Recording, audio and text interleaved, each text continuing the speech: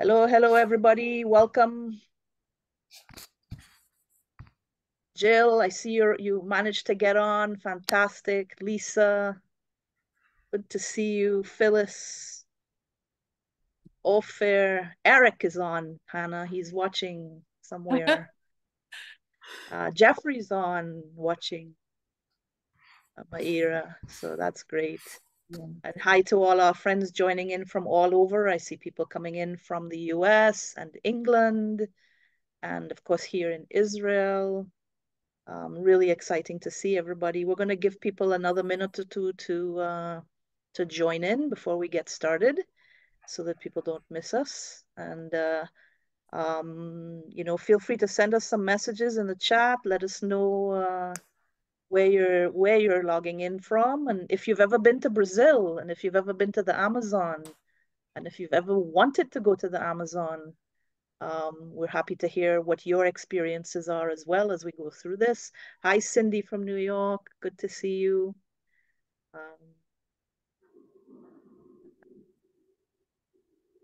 Jeffrey, nice to see you. One of these days, we're going to have to meet in person, Jeffrey. Jeffrey is the other half of Birding is the World Brazil. We're together with Maira. We'll be talking a little bit more about that. Yeah. Hello from Seattle, Carolee. We have a few more people joining in. We're just going to give another minute, everybody, and let people join us. Hi, Harold. My father-in-law is online. Hopefully, my father and mother-in-law. Hi, Harold and Joan. Sharon from Pennsylvania has been to the Brazil, but not to the Amazon. All right. Well, there's still time, Sharon. We'll get you excited about it, and hopefully you'll be able to join in. And Cindy, yes, we'll be telling you all about the upcoming women's only trip that Maira has planned for next year. So don't worry, we'll let you guys know. Also for the guys, there's plenty of trips out there. Okay, so we're gonna get started. Hopefully there'll be a few more people joining us in as we go along. My name is Alan Kassal. I'm logging in today from just outside Jerusalem in Israel. I'm the director of tourism here at BirdLife Israel. And I was a thrilled participant of this Amazon trip for women that was organized by Birding is the World Brazil. This last September, I'm still on a high from it, a month after the trip, and just really excited to share our story with you all, and hopefully get you guys excited maybe to do a trip sometime. But uh, first things first, let me introduce my co-presenters here. First of all, we have Maira Oaka, right? From Okay. Birding is the World Brazil. She's one of the owners of the company that ran this trip. And we also have Hannah Bouchette from Bouchette For from sure. Oregon. The Hannah and her husband Eric have a couple podcasts. Hannah and Eric go birding, and Hannah has a wonderful podcast called Woman Birders Happy Hour, which I think both Maira and I have both been interviewed for that one. It's really a fantastic podcast. I think you also have a third, not I think you also have a third one, which is the Bird Nerd Book Club, which is also really cool, where she interviews people who've written bird books from all over the world. So really thrilled. So before we get started in our presentation of the report of the trip, I just want to ask Maira and Hannah, you guys started this whole idea of doing a woman's trip to Brazil. So tell us how it got started. Well, I met Hannah a few years ago in Texas, and we were talking, and also I noticed that she does have a session in her podcast just for women, and I was thinking, why not we can have a birding trip just for women in Brazil sometime, someday. And I have noticed that a few companies does that. and we just talk. Han and I, we think about having this trip, and I contact some people in Brazil, the guides, to know if we have some guides in Brazil that are women, and we found some people, very nice guides, and this is how everything started, right, Hannah? Yeah, yeah. Like you said, we met at the Rio Grande Birding Festival. And the funny thing about that was that Maida, there's a Facebook page called World Girl Birders that Maida had put on there, like, hey, I'm in Texas for this festival. Are there any other World Girl Birders here? And I was like, yes, you know? And so that's really how we connected. And, you know, at that point, it was like, okay, Maida is in on the whole woman birder thing. And so, yeah, it was kind of a natural relationship that we developed. And, you know, I think we've only met that one time before going to Brazil together, but it was so fun to go back and forth with you on trying to figure this whole thing out, and you know, recruiting other women who are interested in this type of trip. So it was really fun to put together, and you know, think about how this is like kind of it's still a newer concept. There are groups that are doing women birder trips, but it's still growing. So this was a great opportunity to explore an amazing part of the world with a bunch of other amazing women birders. Absolutely. Yeah. And Hannah and I have raced together in Champions of the Flyway for a couple years. So we've had the opportunity to bird together here in Israel. We've even met up at the Global Bird Fair in the UK a couple years ago. So when Hannah started talking that this trip was happening, I've always wanted to go to the Amazon. It's been a lifelong dream of mine. I'm like, Amazon, Hannah, women, let's do it. I got to do it. So I don't know if I was the first person to sign up, Mira, but I was pretty quickly on board. Yeah. And I think I had the bird book in my hand in the beginning of October last year, already studying the birds. So really excited, and I'm so happy I went. So Nice. without further ado, let's put up the PowerPoint, and we can talk more as we go along. Okay. So I'm just going to open it up. Okay. Hang on one second. There you go. Something went a little screwy. Hang on one second. I've only been doing this for over a few years, sharing my PowerPoints, but every time I do it, there's a little glitch. So here we go. All right. So first of all, I'm going to just double check. Are you seeing the full screen, or are you seeing the slides on the side as well? Yes. Yes. Slides. You're seeing the slides. Okay, there we go. All right. And is it moving for you? Yep. Yep. Okay.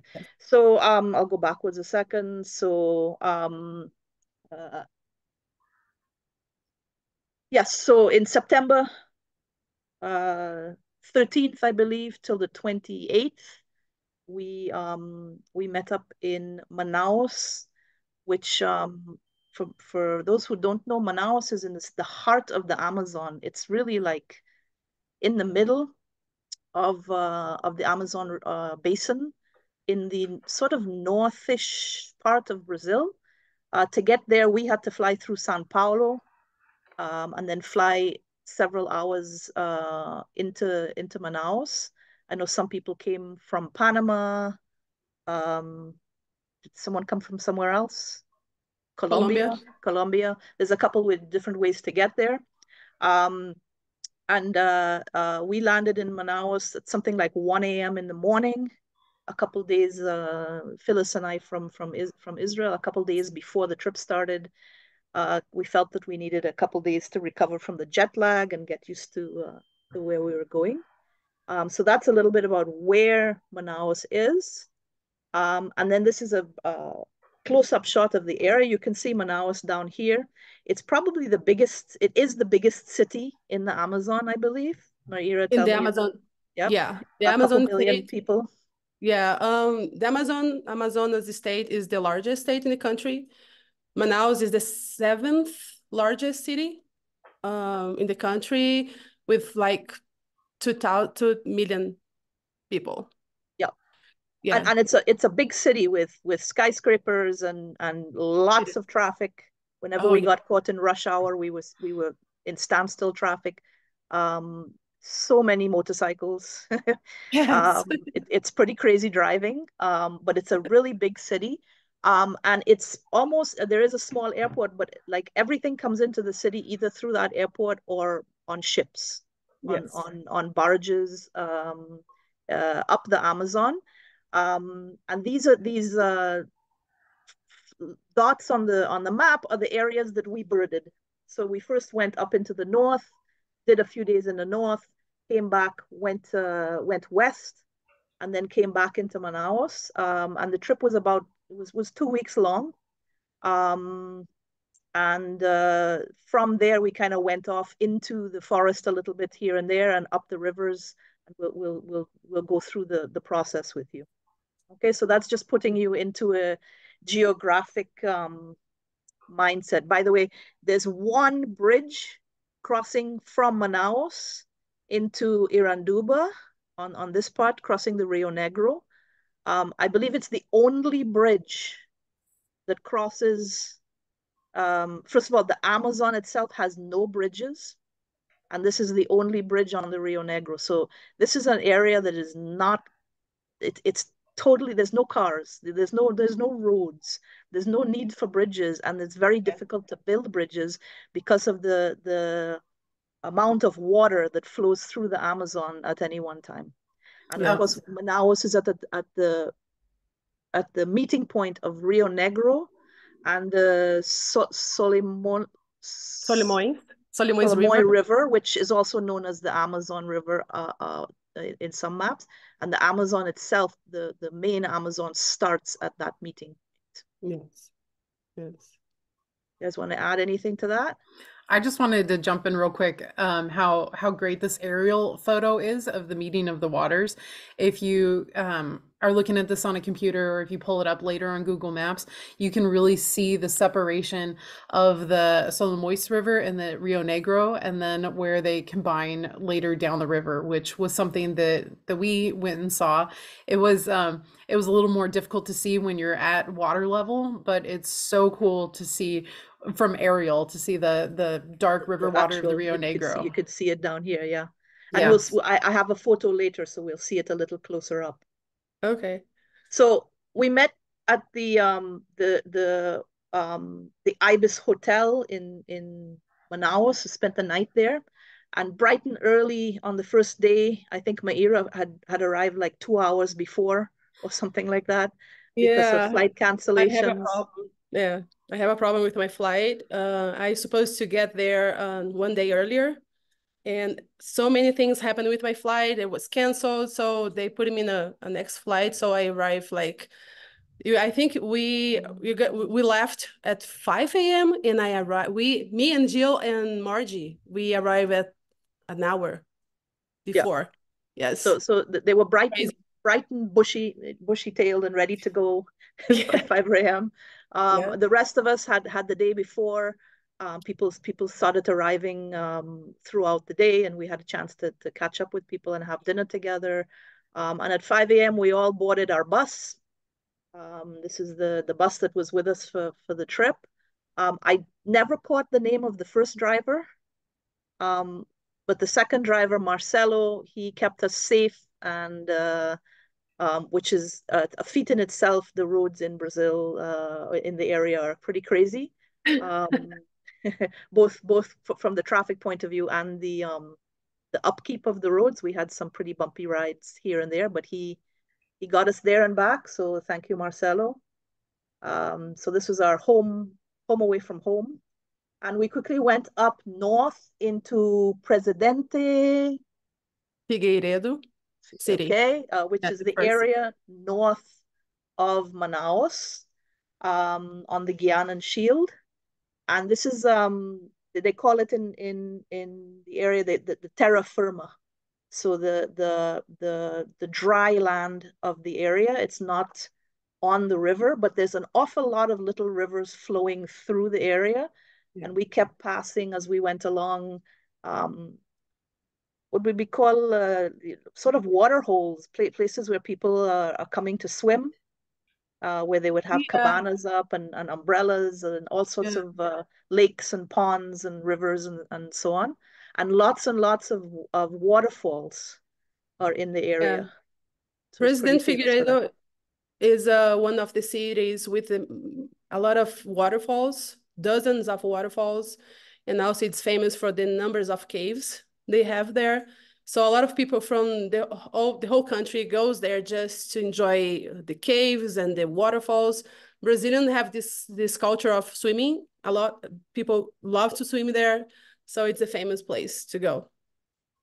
So we got off the bus the first morning, and almost immediately, we were birding along dirt roads.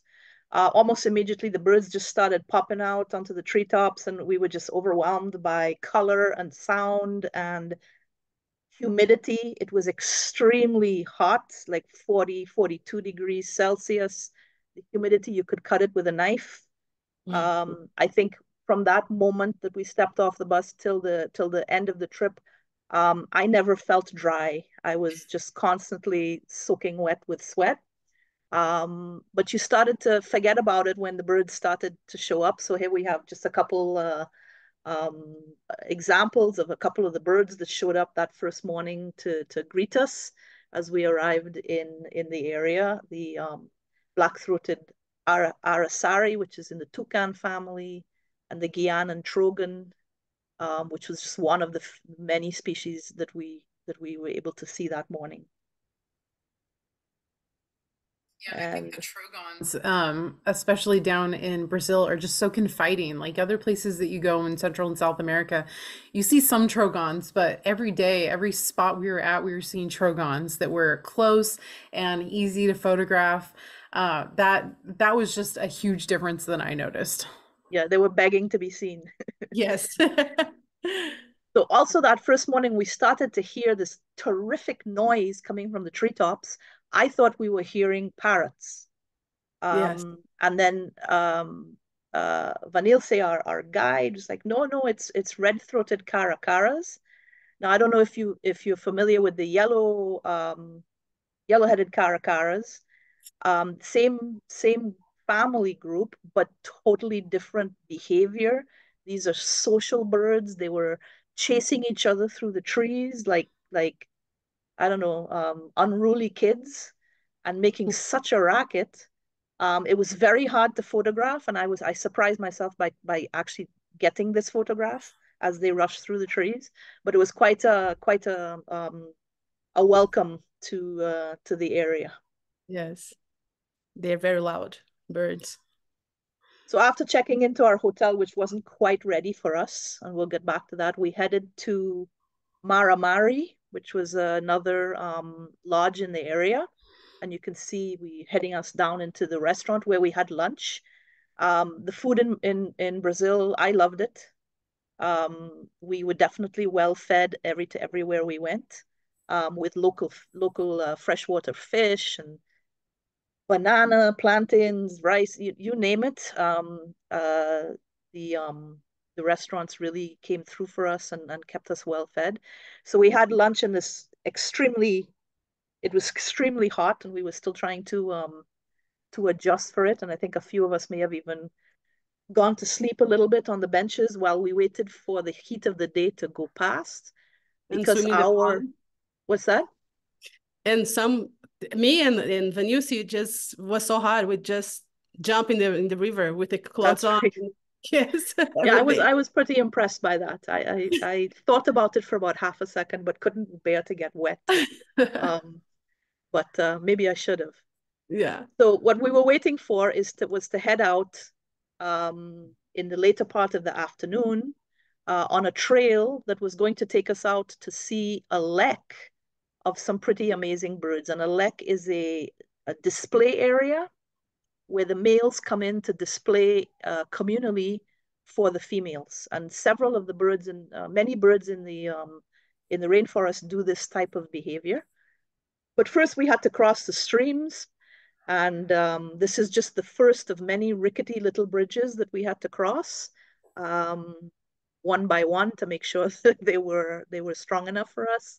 And then we headed out into the forest. And I don't know if you can see Julie's feet here, but as we were getting ready, our guides Vanilse and Eliane opened this bag up and handed out these snake gaiters and made us put them on so to protect us from possible snakes as we went into the forest. And you can imagine it's 42 degrees out, it's hot, it's humid, and we're strapping these like thick, they weren't rubber, they were like vinyl. Yeah, something like that to our legs. Yeah. But we did it quite gladly because better hot than snake bitten. So we headed out. We didn't see anything. We never even saw a snake. So no. I was it's kind of like taking an umbrella. If you don't put them on, you will see the snakes. Right. Yes. And we came to this area that was roped off with a couple stools and a couple places to sit, and we sat. I think it was like an hour and a half, at least waiting for the birds to come in. Yeah. And they came in. The males came in, and here is what they look like. It was well worth being there. These birds, they're so fascinating, so amazing. The Guianan cock of the rock, and it was like, definitely on the wish list of everybody who was there. Unfortunately, these birds only display when a female comes to visit. And did they come to visit? No. No females came in while we were there. We heard a couple bumps and like they were starting up to maybe think about it, did a couple nods and bounces, and then would go quiet again. But we definitely got some really very wonderful looks of these guys. Yeah, we didn't see the female, but I think we saw almost 10 males, right? Yeah, I think so. Yeah. It was pretty cool. Yeah, and you can see how hot it was because all of the males had their mouths open. Yeah, they were panting a little bit. Yeah, I tried to get a photo of them with closed beak, but it was impossible. Yeah. All of them was with the beak open. Yeah, it was very hot.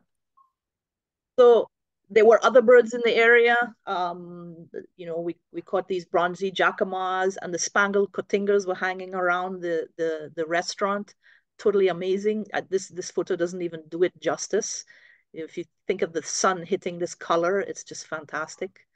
And everybody, our guides suddenly got very, very excited towards the end of our visit there because this dusky purple tuft showed up, and apparently it's a extremely rare bird even for them. So they were so excited about it. And the other bird that we saw there, which we heard on almost every walk I think that we did, was the screaming piha. And it's named piha because of the sound it makes. Piha, piha. And you almost never see it, but we managed to get a couple shots of it at this particular location. But it's the sound of the visit. It's the one sound I think of when I think of the soundscape of our visit. So after that, we went back and checked into our hotel in Irasima Falls. Irasima Falls, yeah. So, Mayur, you want to explain why we were there? Well, this was the closest because sometimes it's hard because it's a big Manaus is a big area, it's a big city, but everything it's far from the places. So this was the best place and the closest place that we can stay to be close to the Guianan cock of the rock. And also it's easy to see birds in this area because of the forest. It's surrounded by forest. And when we are eating, we saw many birds as well at the restaurant. So one of the main reasons is because the closest place to the cock of the rock, and also you can see a lot of different types of birds there as well. And I think anybody going into the area that stays there, you don't even need to leave the area. There's so many trails and pathways going off from the hotel area. Yeah. We basically birded that area for 2 days without leaving the area. Yeah. And saw an amazing number of birds and monkeys and Yeah, we have some rest time. So the guy said, okay, let's go rest a little bit, but nobody want to rest. Everybody just went out and just, okay, let's take advantage and birding a little bit more. And it's easy to see birds there. And of course, at night we had our ritual, which we started out really strong with, doing our checklist every night. And then as we got more and more tired, it kind of faded off in the middle, and then we had to start again at the end. But we kept checklists and eBird checklists of pretty much every day's activity. And it was always fun to go back and remember what it was we saw. And the next day, Meira came to us and says, "I have a surprise for you." Tell us about it. Yes. Well, 2 days before the tour starts, the guide sent me a message to say, Maira, we found a place where they have a nest, the harpy eagle nest with a chick on it. Do you think the girls want to go there and see the nest? And of course, everybody gonna see. I want to see it. I bet everybody want to go there and see it. So it was kind of a last minute thing. It wasn't in the plan. We didn't plan for that. But when I told everybody about this, everybody was so excited and okay, let's do it. Let's go it. So it was really, really fun. It was nice to see the cheek and I think it was a 3 months old cheek over Like there. that. Yeah. Lisa and I had seen the report from somebody on eBird beforehand. We're like, Oh, "Ooh, are we gonna go there? Are we gonna go there?" So Mayra says, "I have a surprise for you." We're like, "Harpy eagle, harpy eagle." I kind of took the wind out of your sails, but that's okay. So yeah. so we arrived there with a local guy who was the guy I believe that found the nest. And they had cleared a little clearing with some planks of wood that you could sit down and so on. And if you see this tree up here, you can see this nest. Now, how far away would you say that tree was? Wasn't very close. No. Uh, Mm-mm. and it's a pretty tall tree, but it's about halfway up the tree or three-quarters of the way up the tree. There's this huge, massive nest. And so we settled in to watch. And the first thing that we noticed was that there was a little chick, a chick. It's already bigger than most birds are, um, kind of looking out over the top of the nest, and you can see he's already got his little bit of a crest going on the top of his head, and he's looking for mom or dad to come in and feed him. And we had been told that they had been fed like 2 days before, so and that they fed them. The parents would come in every 2 days to feed. So we were really hopeful, but we were getting a lot of fun just photographing the chick and listening to the other birds in the area. When all of a sudden, mom flew in. Um, and at first, all we saw was her head, so we couldn't really get the full effect of what she looked like. And she didn't come in with food, I don't think. No. Um, but she came in to check on Junior and see that everything was okay. And then at a certain point, she jumped up onto a nearby branch, and we could really see this massive bird. It's the biggest bird of prey in South America. And I've waited a lifetime to see this bird. It's been on my want list for as long as I've been birding. It was so thrilling. But just look at this. I think she's about 3 feet tall, from what I could see when I checked the sizes of the females. The Mm-hmm. females are bigger than the males. Yeah. And just look at that beak and those claws. They're just amazing. And what I read is that they you hardly ever see them soaring in the air. They fly through the forest. It's to me that's just amazing because they're so huge that's what they're doing. And they eat monkeys and sloths and possums and animals that are found in the treetops. Yeah. Uh, just between the cock of the rock and the harpy eagle, we could have stopped there and been so happy because, like, where can you go from there, right? It's like, you know, we knew it was going to be a good trip. We knew it was going to be a good trip. So I'm going to pause a second and say, sadly, at that point, once we got back on the bus, a couple of us on the bus got pretty badly sick, maybe from some sort of food poisoning, and I spent the rest of the day in bed, sadly. But the others continued to bird in the area. And like I said, we spent the next couple of days just in the Erasmus Falls area where there was just so many fantastic birds to see, like this crimson topaz that we got up at 5 o'clock in the morning to see. Beautiful hummingbird.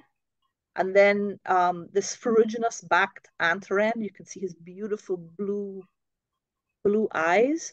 So many of the birds that we saw were ant related birds. And Hannah, you were talking on your podcast about how the ants fuel the ecology of the rainforest. They're like the base, right? Yeah, they really are. So, I mean, they provide so much a food source for a lot of different birds. That's why there's so many that are ant shrike, ant wren, ant this, ant that. But they also go through and clean the forest. And we saw an ant swarm at a different hotel that we were staying at that it just moved through. And then, 5, 10 minutes later, the ant swarm was gone and the forest floor was cleaned. And they just create so much biomass that's, can be used for a variety of different things, including a food source. Yeah. And because they're following the ants, so many of them are down on the ground in the undergrowth and incredibly difficult to see. But they also have wonderful calls. And our guides were pretty successful in calling them out every now and again. But we would sometimes have to be very patient and just wait for them to hop up onto a mound or onto a branch where we could see them. And this ferruginous backed ant wren did that for us very quickly. I think this was the best shot that any of us managed to get of him, but it was really fantastic to see. And we were joking a lot that somebody had like 3 wheels, like one of those what do they call them, the slot machines, right? One of them has on it ant wren, ant shrike, ant bird. Am I missing anything else? Ant pitta, whatever. One of them has parts of the body, so backed, fronted, head, bellied, tailed, and the other has color. And then people just spin and come up with a name, and that's the name. Okay, so this is how they name these birds. But it's fun. It's a fantastic group of birds that just really is that's the rainforest, these birds. In the middle of the day, some of us did take advantage of going down to the waterfall, Erasmus Falls, and having a swim and checking out some of the caves that the area is famous for. And I unfortunately stood that one out, but to recover. But it looks really, really wonderful. Was the water cold, Mayra? No, not at all. Was very hot. Was very, very, very, really pleased to go there and refresh a little bit. Yeah. Cool. So the other thing that we did one of the nights is we headed out before dinner, but early part of the night to try to find some owls, and we were really lucky along one of the roads to find this rufous-bellied screech owl and also a spectacle owl. And Julie Kolakavod, you got some fantastic photographs.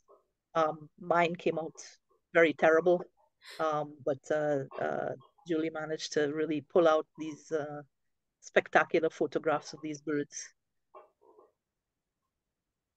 So finally, we are our last day in the area. We checked out and headed to another local reserve area where our target bird was a musician wren. We didn't really get any collective great photographs of the musician wren, but it's a little bird that skulks around also in the undergrowth of the forest and has a fantastic sound. Beautiful, beautiful song.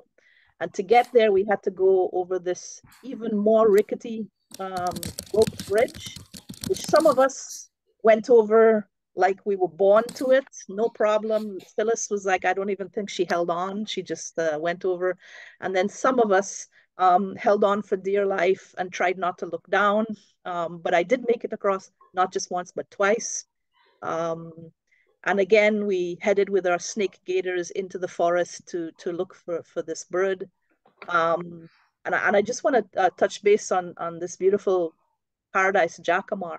Maria, who took it, we met her on the day before the trip, and she told us she had never ever been bird watching. And we were sitting there, I think Phyllis and Lisa and myself, we were sitting there going over our bird trips from a little trip that we had done the day before, and some photographs, and going back. And we were really like in the midst of being like super nerdy birders. And Mayra comes along. I've never birded in my life, and she's looking at us like we were creatures from another planet. She didn't understand a word we were saying. And we're sort of, wow, you dove in feet first into, like, this is not a beginner's experience. We're gonna have to look after her. So we kind of adopted Maria. Maira came along with a pair of binoculars for her. And I just want to say, I think we've scarred her for life.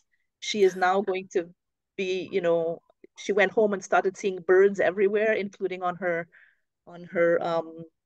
coffee cups that she didn't even realize she had. And this photograph she took with Hannah's help, digiscoping from Hannah's telescope.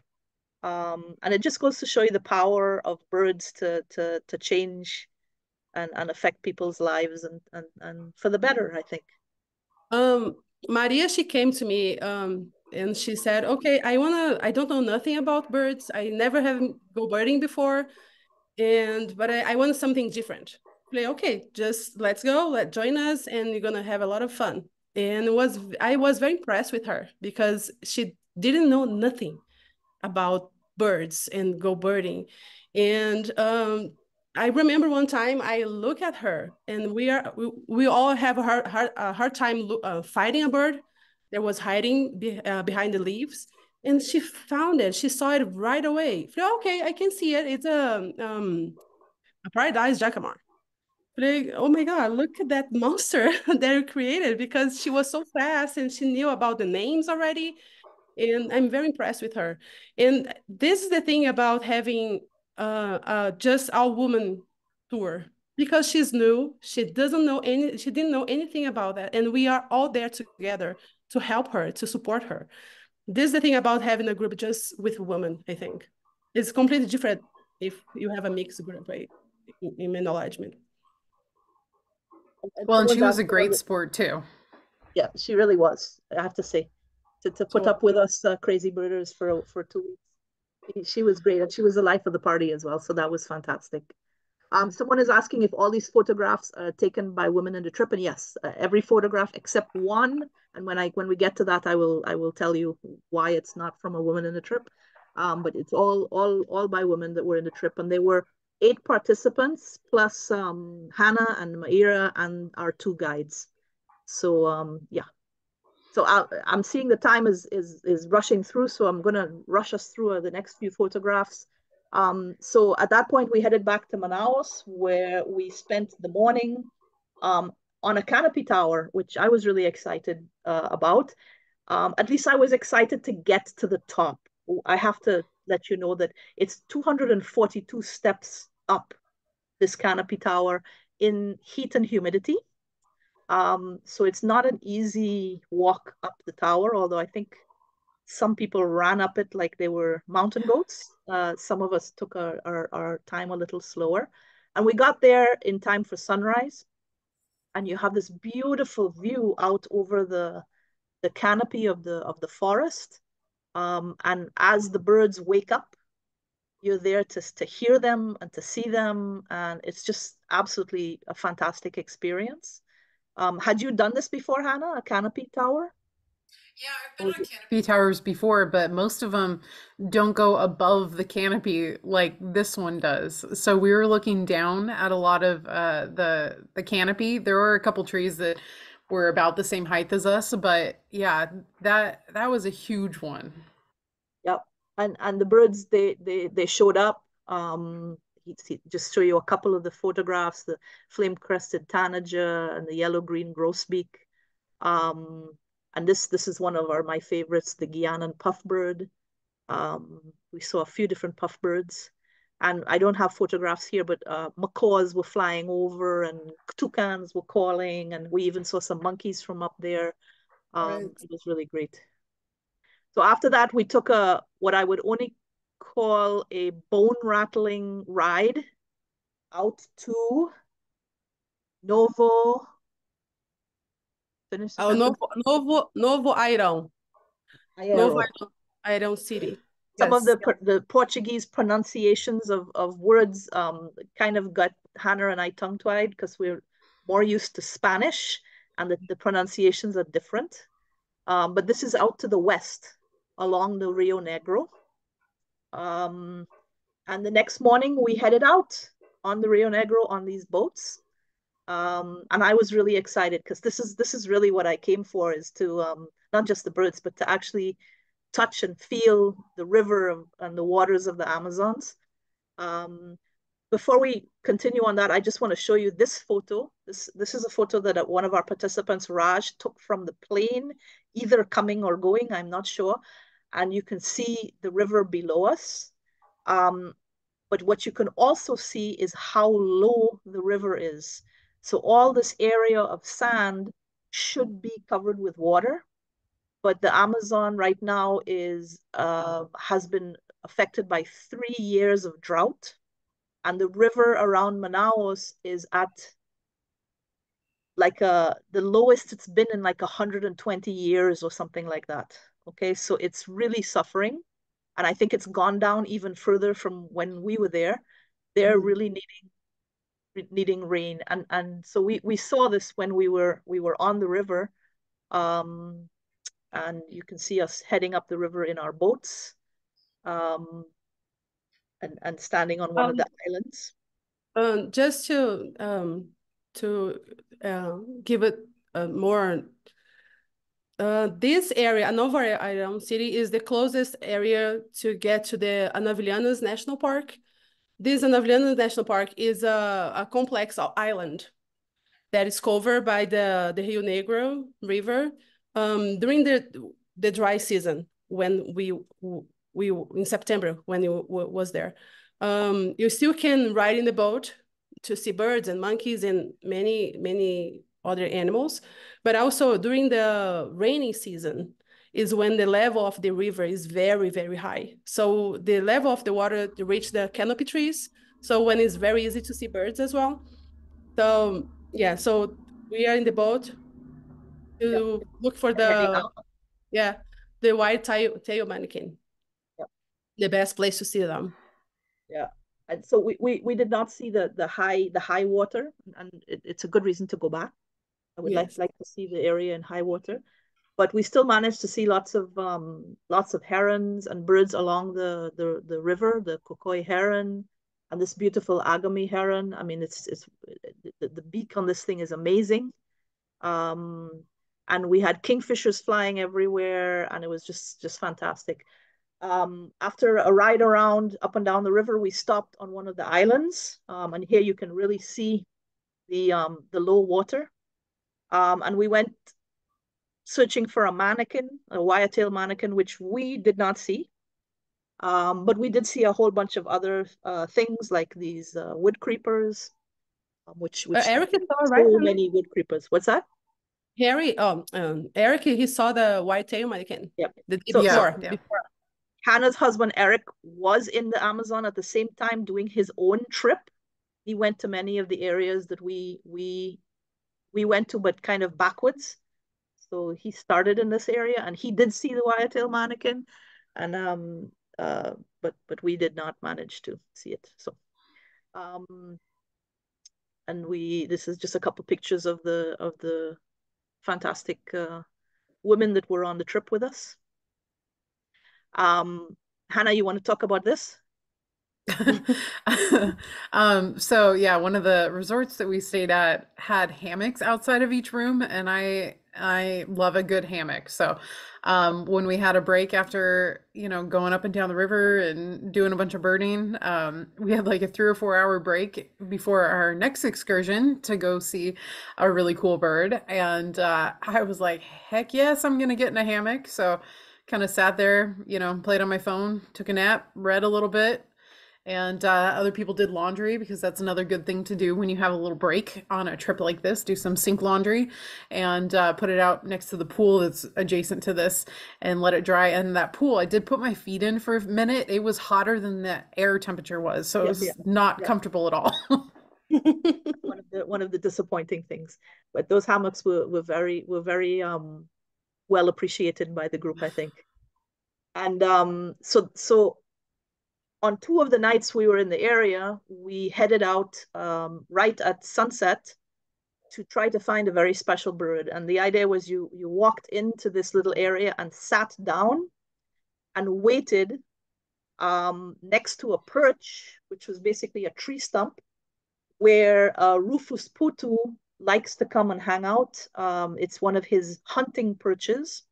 So the first night we went in, we sat on the ground in the middle of the rainforest in the dark, waiting for this bird. We could hear all sorts of things flying around us and calling around us, cicadas like crazy, frogs, owls, putus. But this putu never came in, and we sat there for about an hour and a half. So the next day, we got smart, and one of the restaurants we had been to had little stools. So we borrowed the stools and set up camp with the stools, and you can see us sitting here. And we settled in for yet another night of waiting for this bird to arrive. And all of a sudden, there he was. Really amazing. This is I believe it's the smallest of the putus. Yes. They are a really interesting group of nocturnal birds that live in the rainforest. And he just sat there. Once he came in, he paid no attention to us whatsoever. And we were able to take some good photographs. And finally, we decided to leave him alone, and we snuck out. And I think he was still sitting there when the last of us left. So this was a really good a good time. And we were brave and sat in the rainforest in the dark, and nothing crawled up us and nothing bit us. And, I think people were a little nervous, but we had a fantastic time. I felt like there was a surprising lack of insects, like hardly any mosquitoes. I saw maybe like a couple big spiders, and that seemed to be about the largest. Lots of butterflies, though. Lots and lots of butterflies. Yeah. So then we moved on back towards the Manaus area to a hotel called Cirandeira Bela. Yeah, which was a bit of a resort for Brazilians as well, right? They have a waterfront there with games and volleyball courts, and they have everything. And like I said, Brazilian people love to swim in the river, in the waterfall, and they have all this. Right. So it's a big area. In these wonderful little cabins, and you can see the restaurant was fantastic. They really treated us well there. The first thing to greet us when we were checking into our rooms was this beautiful butterfly coquette, little tiny hummingbird. He seems to be sleeping here. He's got his eyes closed, but he was flitting around with some monkeys in the cashew trees right outside the hotel, right outside the huts. But the big attraction there was this tree that we're all staring at, which we call the magic tree. It was in fruit, and there were dozens of birds just in and out and up and down. And we were barely out of the van when we just got inundated with these birds. They had to pull us away from here to feed us and to check us in. And then we kept coming back to check out what was going on there. Like this gilded barbet and turquoise tanagers, this yellow tufted woodpecker. We saw them everywhere. They were the most noisy woodpeckers, usually in groups. We finally got good photographs of them in this tree. Mannequins. We had several species of mannequins there, like this blue-capped mannequin, and a few species of euphonias, like this white front vented euphonia. and they were just going crazy over the fruit in this tree. There was also a few trails in the area, and the hotel had set up a nice little bird hide here. So we took a walk out to this area. It poured with rain finally, which I was really glad of. I was happy to see rain in the rainforest. But I think it kept the bird population down a little bit that day. It would be interesting to go back again when it's not as wet to see what was going on. But as Hannah mentioned, we also came across an ant trail of thousands of ants crossing the path. And following the ants were several species of ant birds, including this reddish-winged bear eye that was just hopping around and having a feast on the ants that were in the area. And Lisa managed to get a really good shot of them as they were scurrying around. I mean, they didn't sit still for a minute. They were too busy feeding on the ants as they went by, and we kept having to step back because the ants kept coming towards us. Yes. And the last thing we wanted was ants up our trousers, thinking we were food. Yes. And of course, I have to take a break and just say the food was fantastic. The fish that you see here on the left are tambaki. Tambaki. It's a huge fish, and they grill them. And we had it pretty much everywhere we went, and it was absolutely delicious fish. And we definitely didn't starve on this trip, and we had a birthday. Margie had a birthday, and they prepared this beautiful cake for us. So thankfully, we had lots of exercise to use up some of the calories we were putting on every time we sat down. Yeah, the food was amazing. I'm not a fish person, but I ate some just because it was very good. It was amazing. Yeah. So then we headed out on a really cool expedition. Once again, you can see how low the river is. All the houseboats along the river are basically on the ground. It's hard to see how much of a climb down you had to do to get to the little boat that was out there. But what I remember is standing on this embankment, and then Eliane was pointing to the trees that were next to us and saying, "You see that line on the top of the tree, 3/4 of the way up that tree? That's the high water mark." And just seeing the difference between what is and what is during high water was totally amazing.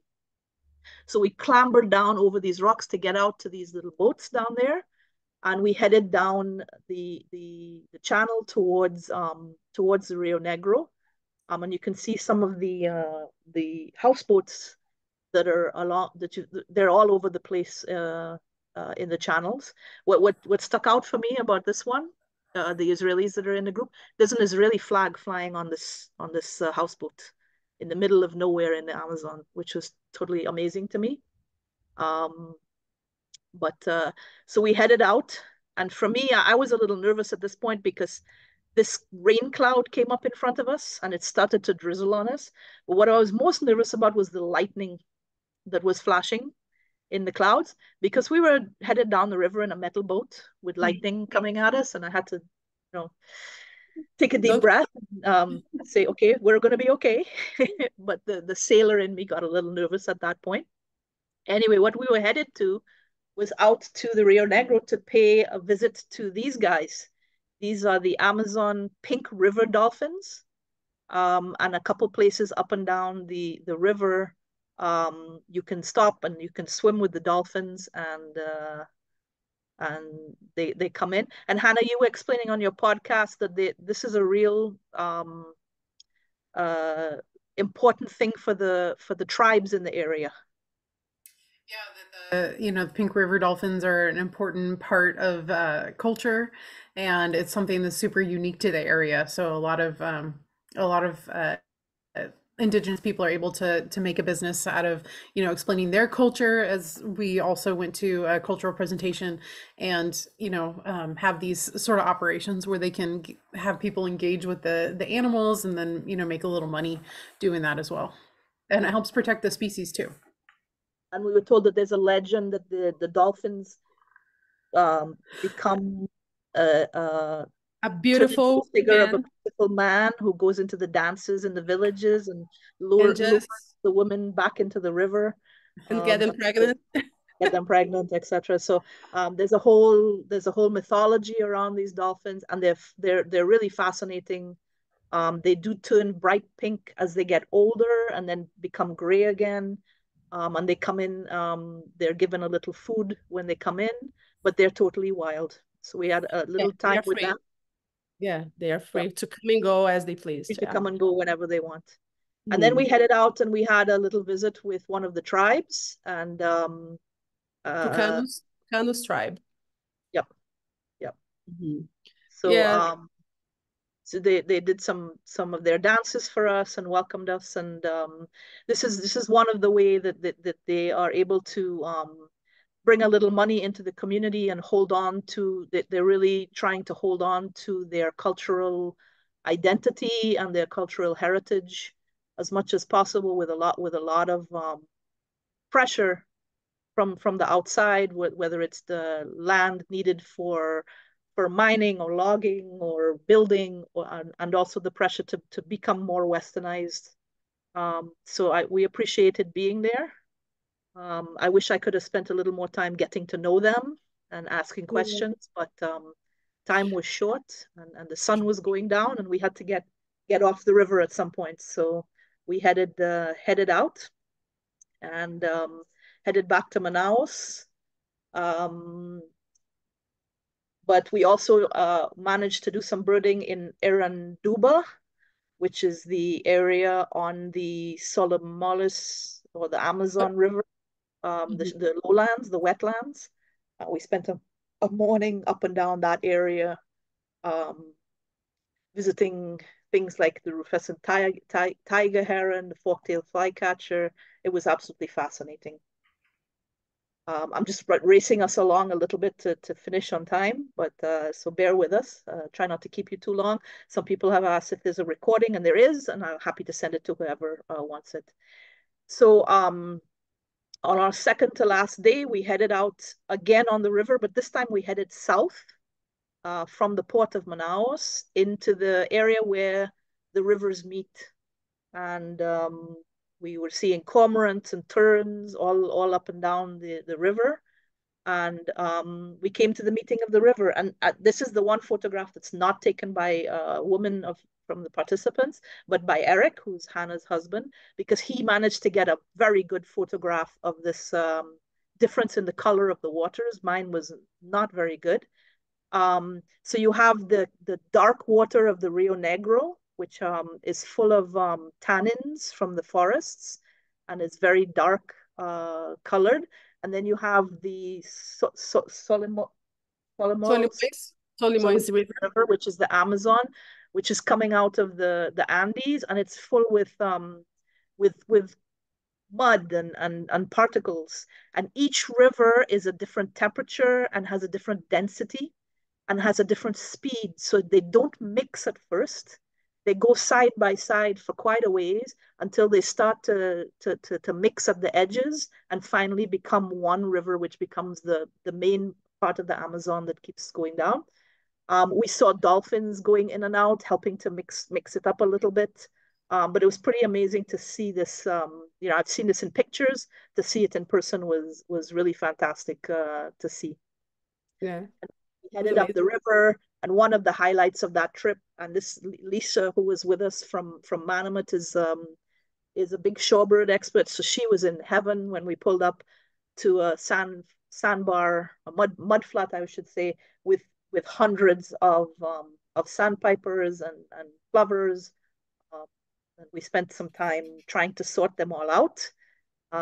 Sorry, Hannah, I know they're not your favorite group, but it was an interesting area to see.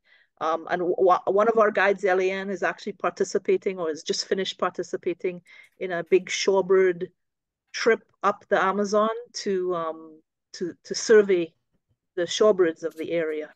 So that she continued on from there.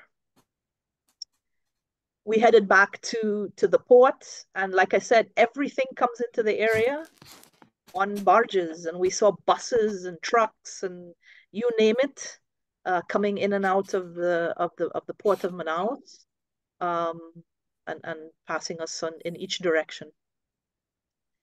Our final day, we headed to a little bit north, a couple hours north, to this ZF2 tower, which is managed by one of the universities, I believe, Maira. Yeah. Yep. And we had a pass to arrive there. So we arrived before dawn, and our guides rolled out this amazing breakfast for us. And then once again, we climbed probably another 240 something steps to the top of the tower, in time for sunrise and some amazing birds. And we spent a few hours enjoying this canopy. And one of the birds we saw was the short-toed pygmy tyrant, which is the smallest songbird in the world. Not the smallest bird, because they're hummingbirds that are smaller, but the smallest songbird. And Phyllis managed to get an amazing shot of it. It's really, really tiny, and we were really, really thrilled to see him. And then this black-bellied cuckoo is one of the cuckoos we saw in the area. But the highlight has to be this paradise tanager. A couple of them flew in, and I swear it's like somebody's kid painted this bird, with fluorescent markers. They just shone at you, and every time they turned their head, it seemed like a different color stood out. And they spent a little time with us, and it was a great way, I think, to end the trip with these tanagers. They're truly amazing. But the true end of the trip was that night. We were taken out to dinner, a fantastic dinner. But on the way, we stopped to see, in the middle of the city, we were standing on a very busy road lined with trees, and probably 5,000 of these white-winged parakeets flew in to roost for the night. The sound, I mean, there was heavy traffic, but the sound of the parrots was almost drowning out the sound of the trucks and traffic. It was absolutely amazing. We spent a good hour watching them circle back and forth and land in the trees, and until I think hunger got the best of us and the sun started to set. And that was our birding climax in the Amazon. Truly fantastic. I think it was truly a great way to end. Yes. Great way to end. And they come every night. Every night they're there. Yeah. It's just amazing that it's in the middle of the city. It's fantastic. Mm-hmm. Of course, we didn't only see birds. We saw many species of monkeys. I will admit to being a bird nerd, and I forgot to put the names of the monkeys in here. Amira, do you know them? I know the bottom left is a howler, red howler. Yeah, red howler, the white face, the Saki monkey, and the Kiro. Yep. We saw many. We saw a lot of people. We didn't manage to photograph all of them, but we saw quite a few species of monkeys, which was great. Yeah. All in all, our group saw 348 species of birds. I personally saw 225 new species, lifers, which was amazing. And I can't say enough that the experience was fantastic to see all these birds. I have to say a word about our guides. So on the left, you see the far left is Eliane and Vanilse. They are superstars, superwomen. They found the birds for us. They got us doing things we didn't think we could do, like climbing rope bridges and diving in with pink dolphins. And they just, I can't say enough about them. They from the Amazonas bird watching eco tours. Mhm. And they took very well looked after us, and were fantastic, both of them. I can't say enough. And of course, Maira for organizing the trip. I know I've organized trips, I've guided trips. I know the logistics that go into such a thing, and worrying about all the participants and the different levels of birding and different physical levels. And of course, then some of them get sick and you worry about them too while you're sick as well. And you looked after us, and it was seamless. And uh, you would never know that there was anything to worry about. You guys did a fantastic job. And I will always remember, and you need to thank your mother for me. When I was sick, Maira came in with this cup of the most vile tasting herb tea that I've ever tasted. And she said, "My mom says you need to drink this." I Yes, did. And I have to tell you, it worked. cleared everything up immediately. It was like it worked. Yeah, Uh, worked. it worked. We all here in Brazil, we have this boldo tea. So it's also great for stomach ache, for headache. So when I mentioned to my mom, mom, some people get sick, and she said, okay, give them boldo right now. Okay, so I talked to the owner of the place, the lodge, and I have it. So okay, can you please make it for us? And so was okay. I can still taste it. But between the Baldo tea and the coconut water, we were all back on the trails the next day, and never looked back. And so thanks, Mom, for for helping us with that. Um, and this is the great group. I mean, there's something special about being with a group of women, and just supporting each other and empowering each other. And we had so many laughs, almost nonstop. There was singing in the bus, there was tears, there was laughter, there was, yeah, it was a fantastic experience. And I really encourage any women that haven't done this to think about it. It's a different experience to Yeah. go out with a bunch of women and experience a trip like this. Yes. Yeah. We support all each other. Like I said, Maria was new. She didn't know nothing about birds, and everybody was so welcoming her and helping her and supporting her, and with each other too, because we are all different with different levels of, birding, and it was such a pleasure. This group was amazing, was wonderful. There's me in the back. I don't even remember taking this photograph with my hands in the air like this. That's how I felt the entire time. Like, yes, like I'm here in the Amazon. I personally had a great time, and I know that everybody else did. Yeah, But that's not the end, because at the end, after everybody started to head home, Hannah and Maira set out on another day. And I'm going to let you guys explain this. Okay, we have this, there's a community in Balbina village. This community created the organization to help to preserve and protect the forest. So they don't have any support from the government. Everything they have is a donation.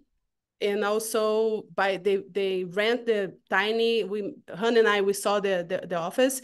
It's really tiny office they rent, paying with their own money. So when Vanilsi told me about this community, I thought, why not to support them? Why not to help them to thrive, to get better, and to support the local in the community. So I talked to Hannah. Hannah said, okay, maybe COA can help us with some binoculars and to give to the community. And they did. They gave us 8 binoculars to give them, and also book guides, and also other equipments. So we had this time with them. We gave the gears, and we spent the whole day birding with them, because one of their thing is we have a lot of people that comes here that want to watch birds, but we don't know how to help this tourists coming here to watch birds. So we want to learn how to be a guide. So it was really nice to offer and give this to them. Yeah, and Balbina's right? It's a unique community. It's a dam community. So most of the people that live there, there's, built housing and everything. And to secure a house, you have to work at the dam. And so there's a number of women and children that their, fathers, husbands work at this dam. And then this is an additional thing that they can do to help build independence and build opportunities within their community. And as Maida said, there's a lot of guides that are already bringing people into the community to go bird watching or whatever else. And so then they require that a local guide participate as part of that, because it does have a security gate to go in and out of this secured area. And so they require a person to go with them. And so this will just give them another opportunity to be a guide themselves. And rather than just, guiding a participant and a guide through, then they can be the guide. And we want to thank Kawa for donating some binoculars to the community. And then through her show, Hannah and Eric raised some money to purchase other materials such as bird books and speakers and a bunch of other materials that they could use for guiding. And many of the participants of our trip also brought things with them to donate. And it's a way of giving back. I think one of the criteria for me for when I go birding on one of these kind of trips is first of all that we're using local guides and encouraging the local community and giving back to the local community, but also helping with the project to even strengthen the community more. Unfortunately, there was a whole day planned of presentations and trainings, but I understand one of the things we haven't talked about is that there were lots and lots of fires in the Amazon this year. The Amazon is burning. We smelled smoke and saw smoke on many of the days we were there. And a lot of the community were actually out fighting fires. So there were a lot less people around to do this community event with. And I'm really happy that there were at least a few people that managed to benefit from the day that you guys were there. But it's one of the additional great things about this trip. So thank you for putting that together and making that happen. And like you said, Alan, our main goal, the Birding with the World Brazil, the main goal is to support and help the community always, because they are the base of everything. So when people join to our tour, they are helping also the community, because we always want to work with the local guides, with the restaurants, hotels, and everything. This is our main goal. Yep. To support the community, and supporting the community, you're supporting you're teaching them how to preserve the environment.